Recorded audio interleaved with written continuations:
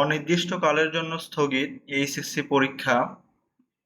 তোমাদের এইচএসসি 24 ব্যাচের যে পরীক্ষা বিগত দিনে অনুষ্ঠিত হয়েছে কয়েকটি পরীক্ষা, বাকিগুলো অনির্দিষ্টকালের জন্য স্থগিত করা হয়েছে।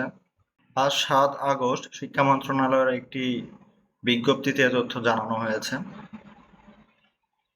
তারা বিজ্ঞপ্তিতে উল্লেখ করেছে পরীক্ষা সমূহ অনিবার্য কারণবশত স্থগিত করে পরীক্ষা গ্রহণের বিস্তারিত সময়সূচি পরবর্তীতে জানানো হবে।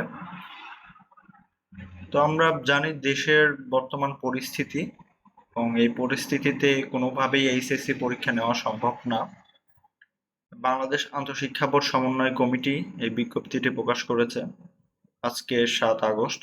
আগামী 11/8/2024 তারিখ থেকে অনুষ্ঠিতব্য সকল বোর্ডের এইচএসসি সমমান পরীক্ষা 2024 স্থগিত প্রসঙ্গে উপযুক্ত বিষয় ও সূত্রের পরিপ্রেক্ষিতে জানানো যাচ্ছে, অনিবার্য কারণবশত আগামী 11/8/2024 তারিখ থেকে অনুষ্ঠিতব্য সকল শিক্ষা বোর্ডের এইচএসসি পরীক্ষা স্থগিত করা হলো। স্থগিতকৃত পরীক্ষা সমূহের সময়সূচি বিজ্ঞপ্তির মাধ্যমে জানিয়ে দেওয়া হবে।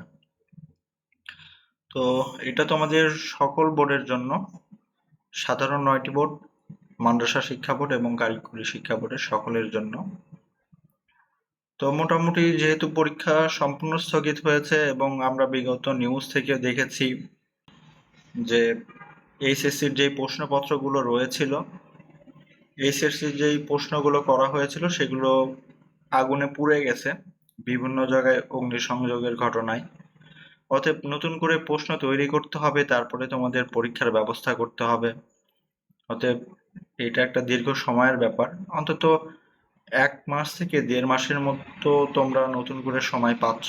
তারপরে হয়তো তোমাদের পরীক্ষা আবার বাকি যেগুলো রয়েছে সেগুলো অনুষ্ঠিত হবে।